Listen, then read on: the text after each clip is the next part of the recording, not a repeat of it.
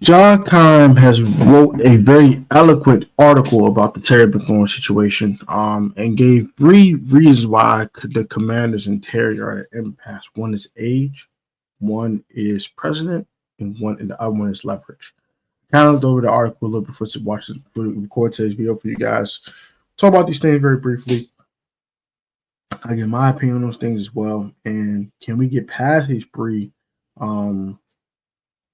holdups or impasses in order to get a deal done? So like, comment, subscribe to the channel. Love you guys, and let's get today's video started, shall we?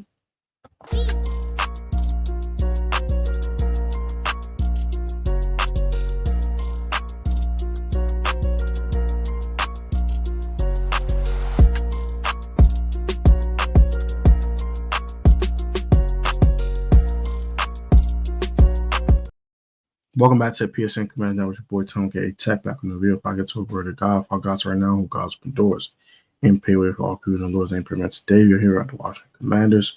Before I get too far into a quick verse of this from Nahum chapter 1, verse 7 says as follows: The Lord is good, a refuge in times of trouble. He cares for those who trust in him. Amen. Trust in the Lord, he's going to care about you. Just trust him. Have your faith in him, you know?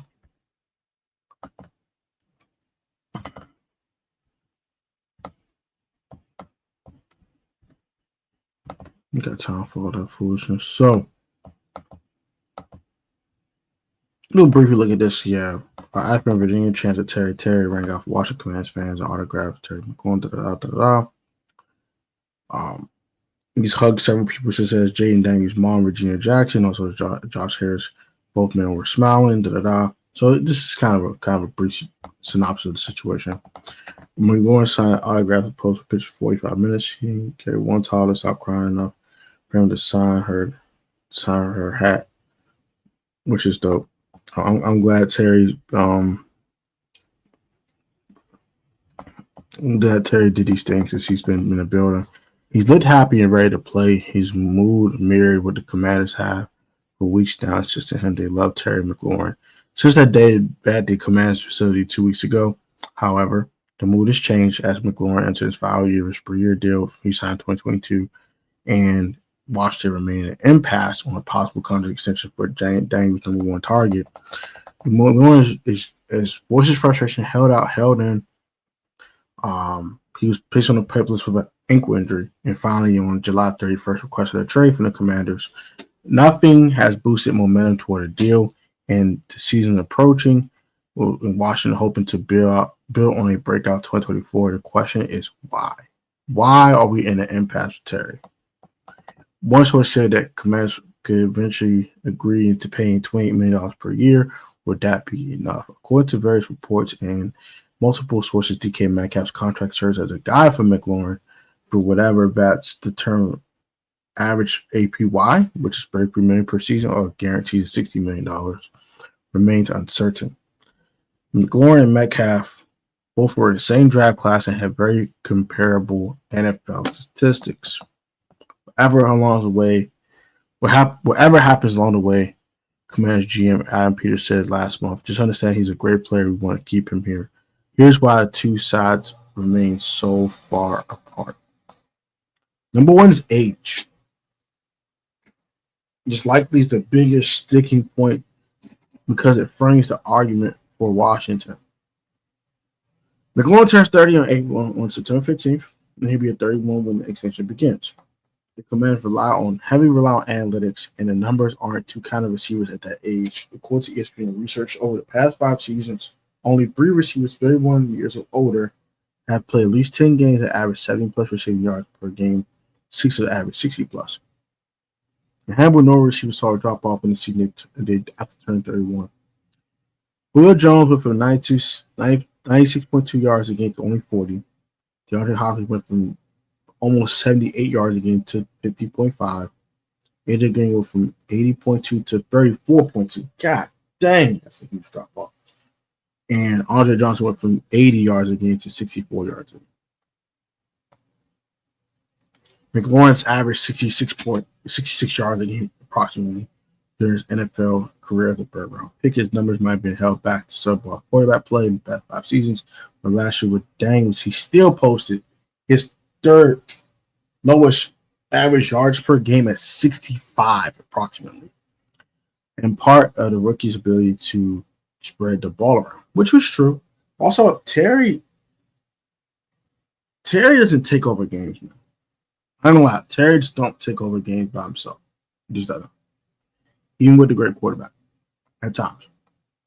At times he does. But at times he doesn't. At times he gets a little locked up. They won't let him out. No. But overall, still want Terry, obviously. Still, Mclaurin finished with a career high 13 touchdowns, 10 in the red zone. Both of them were the second highest in the NFL behind Jamar Chase's 17 touchdowns. McLaurin's counted to the age concerning only in the 7th season, while a lot of these guys played their 9th and 10th seasons in the league, and AJ Green 8 seasons, which are a little deeper. The NFL career, so the miles on McLaurin's legs isn't as heavy. He's also been very durable, playing 73 straight NFL games, including the postseason. Since 2020, has not had any major surgery.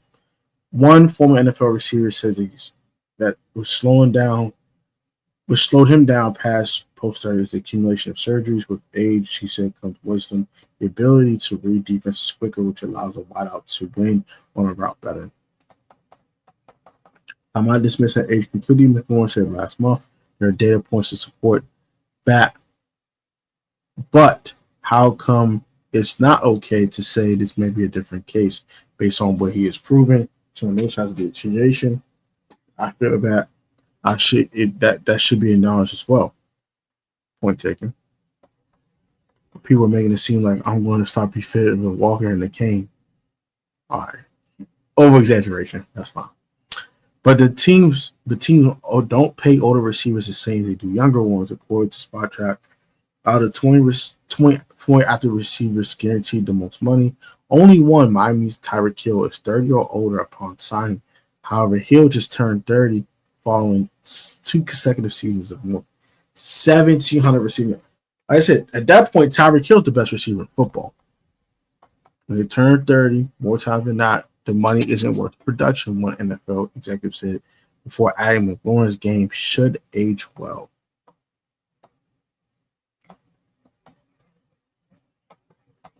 President.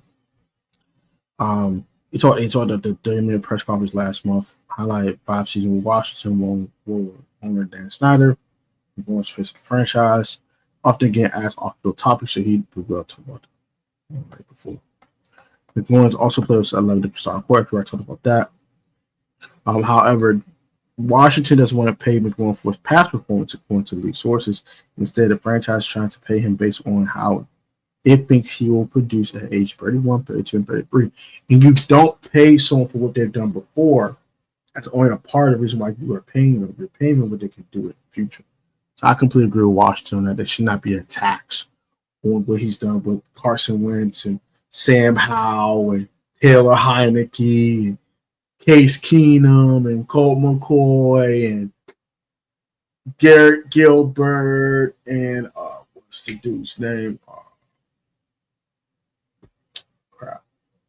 Kyle Allen, Dwayne Haskins Jr., may God rest his soul. All those guys. I hope God is with Dwayne Haskins, by the way. I hope he's not in the pits of darkness. I really pray about that. But back to the point here. You play all these guys, right? That doesn't matter to Adam Peters. What can you do with me, with Jaden Daniels, for the next 3 seasons? That's what I'm working. Now, what what you did before? Commanders also have several key players for extension next offseason. And Daniels potentially after that. Left tackle Larry Tunzel and linebacker Frankie Louvu both highlighted 2026 group. Both can be in line for big raises. If quarterback Marshawn Lattimore rebounds from the injury-plagued season, he could be in line for extension as well.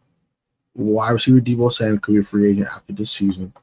But if he produces, he could be another veteran that the team wants to re-sign. All these potential deals loom. Washington's not want to set a precedent with McLaurin of paying what he perceives to be too much.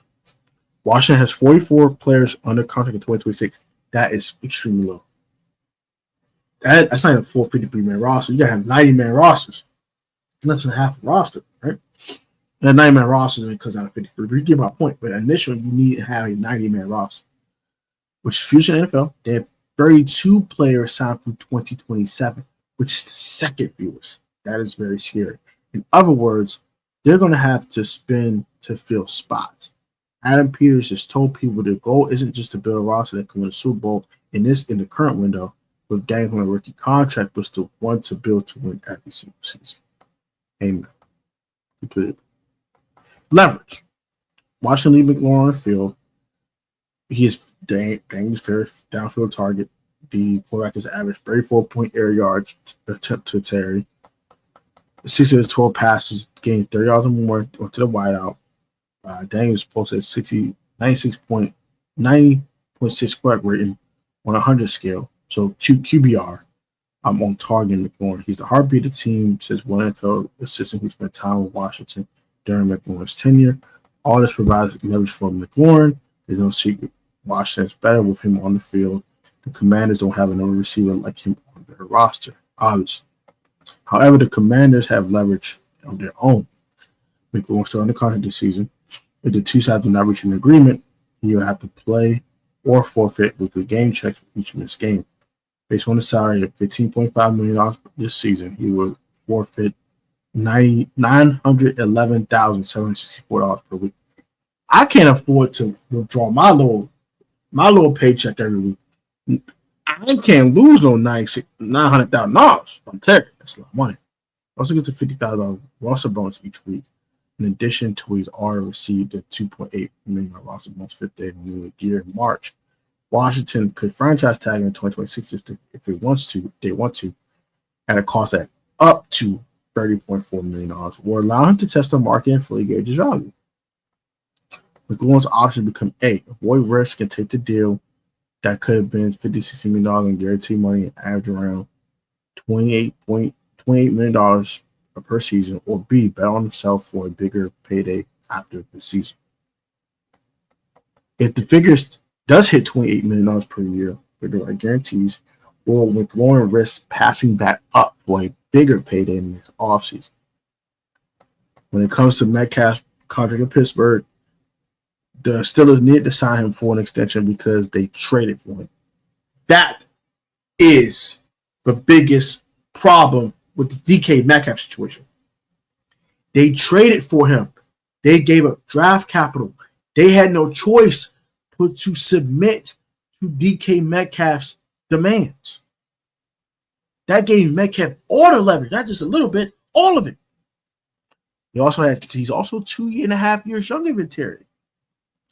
Metcalf has caught 438 passes for 6,324 yards, averaging 65.2 yards per game. He's scored 48 touchdowns and posted 3 1,000-yard seasons. Terry McLaurin has caught 22 more passes at 460. He has 55 more yards at 6,379 and 10 less touchdowns, but with 5 1,000-yard seasons. Meanwhile, Cortland Sutton, we know about the deal, 4 years, $92 million. He's had 379 catches, but he did have an injury placement with foot torn ACL. 32 touchdowns in 2 1,000-yard seasons and become more durable and productive.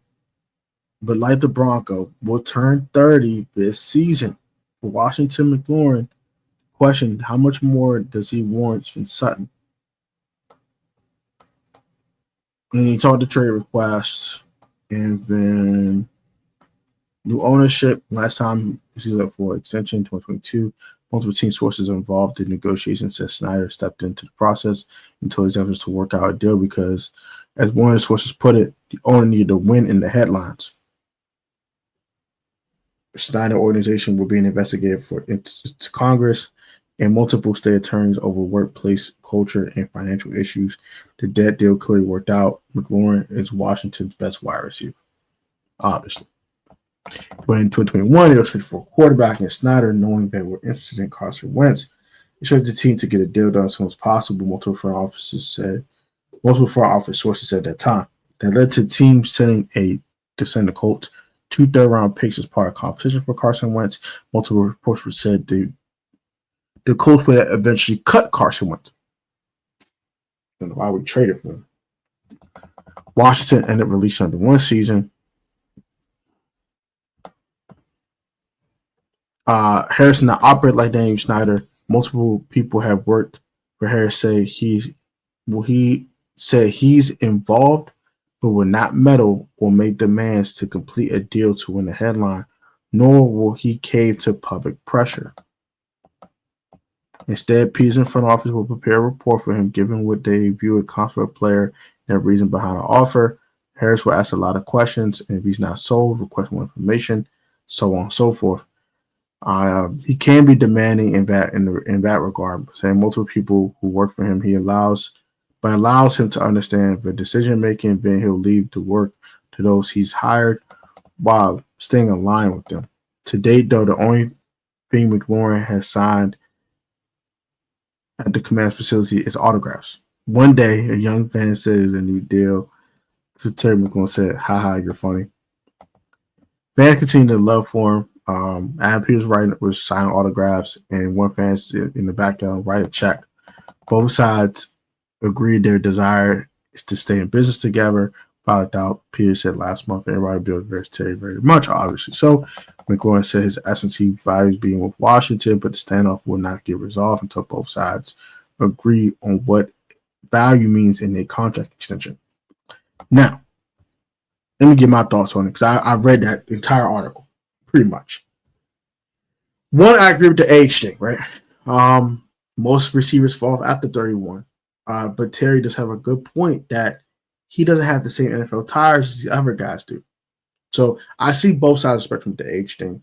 I think we should find a happy medium. If you want DK Metcalf money and Cortland Sutton got 23, you want 33, let's meet down the middle, 28. Or I'll lead it to more your side, 28.5. $60 million guaranteed. $60 million guaranteed over the course of the deal, 3 years, $28.5 million per season. That averages to 85.5 overall value, $60 million guaranteed. I think that should get a deal done. That's just my opinion. Next, setting a precedent.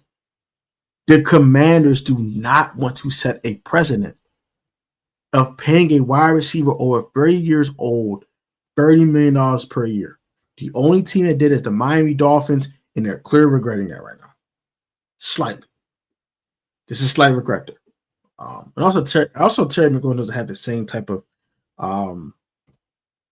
demeanor as a Tyreek Hill. It's kind of greedy, that wants the ball, all that, whatever. Now, number three, it was age, president, and leverage. The Commanders have a lot of leverage here. Terry has one piece of leverage remaining, withholding his services.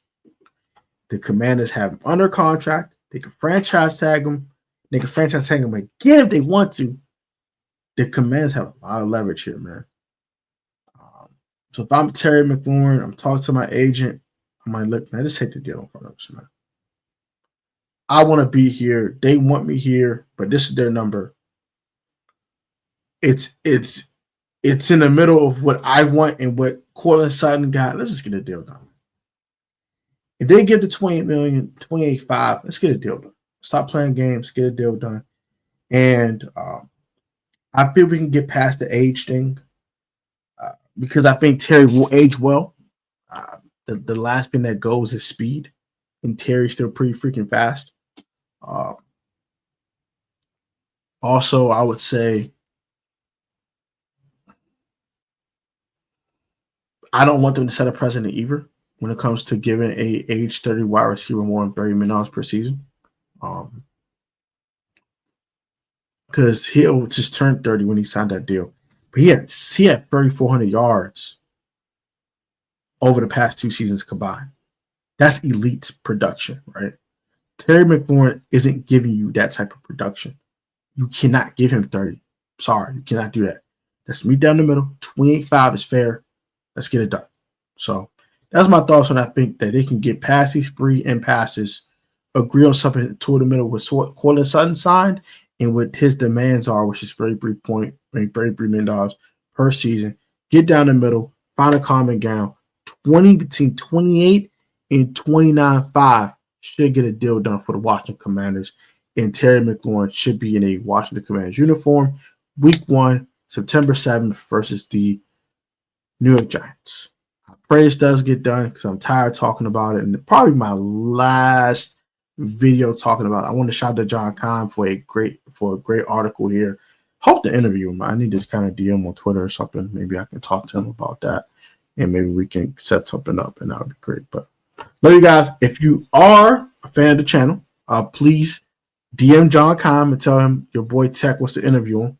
And hopefully he'll hop on the channel. Love you guys. Be safe, stay healthy. Till the next time. Peace.